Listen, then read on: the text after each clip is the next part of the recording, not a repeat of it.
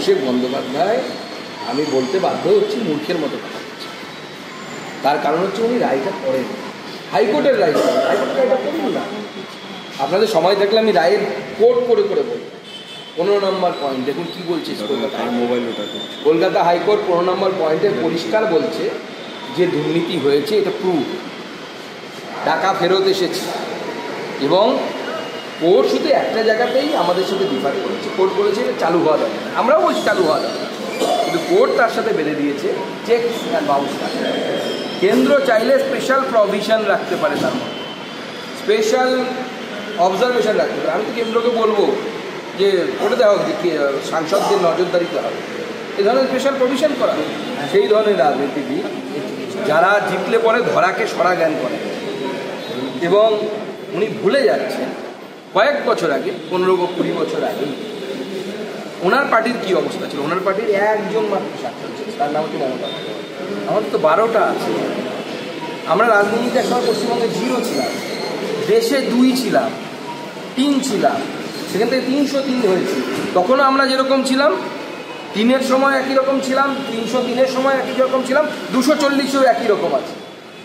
BJP আদর্শগত party, পয়সা কামানোর জন্য একটা কনসোর্সিয়াম নয়, যারা দল করে ফেললাম মামাটি মানুষ, কিন্তু আদর্শবোধ নেই, কিচ্ছু নেই, আমরা ওই চিন্তাধারায় বিশ্বাস করি না। ওনাকে প্রশ্ন করুন, তাহলে তো এর আগে তো 12 বার এসআইআর হয়েছে, তাহলে সব সরকারকে একবার করে রিজেন্ট। 2002 সালে বা 3 সালে যখন এসআইআর হলো, তখনও তো কেন্দ্রে একটা সরকার ছিল, 26 লক্ষ নাম বাদ গেছে, তা তখন কেন এই দাবিটা তোলেননি ওনার পিসি? ওনার পিসি একসময় বলেছেন যে এই বাংলায় 80 লক্ষ নাকি এই ধরনের ভোটার, তখন সিপিএম ক্ষমতায় ছিল, যে 80 লক্ষ নাম নাকি এখানকার ভোটার ইলেকটোরাল রোলে আছে যারা ভারতবর্ষের নাগরিক নয়। ভিডিও পেয়ে যাবেন আপনারা, মমতা বন্দ্যোপাধ্যায়ের ভিডিও আছে। আমরা তো তার কথা বলছি।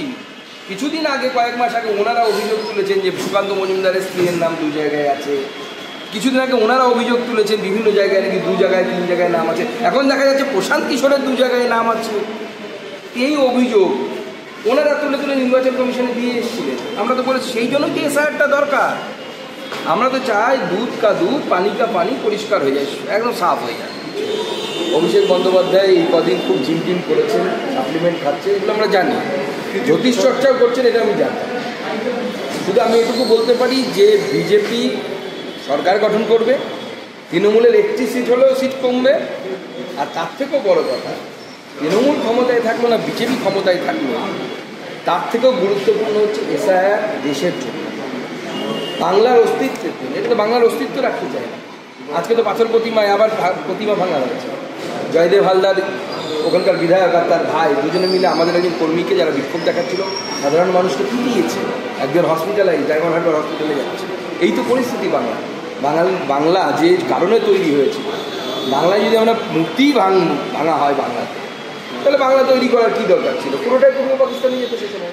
ওখানে এমনি মূর্তি ভাঙা হচ্ছে, এখানে ওর দেদার গণহারে মূর্তি ভাঙা হচ্ছে। নির্বাচন কমিশনকে বলা হচ্ছে বিজেপির সহকারী সংস্থা। দেখুন, নাচতে না জানলে উঠোন বাঁধা। নির্বাচন কমিশন দেখুন তাদের স্ট্যান্ড স্পষ্ট করে বলেছে, কোনো বৈধ ভোটারের নাম বাতিল না, কোনো অবৈধ ভোটার ভারতবর্ষের ভোটার তালিকায় থাকবে। তো ভারতবর্ষের সংবিধান তাকে ম্যান্ডেট দিচ্ছে, এর মধ্যে হিন্দু মুসলিম কিচ্ছু নেই।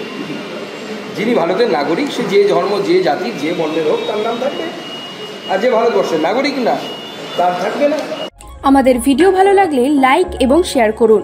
কমেন্ট সেকশনে গিয়ে জানান আপনাদের মতামত। আরও ভিডিও পেতে আমাদের চ্যানেল সাবস্ক্রাইব করুন এবং প্রতি মুহূর্তে খবরের আপডেট পেতে প্রেস করুন বেল আইকন।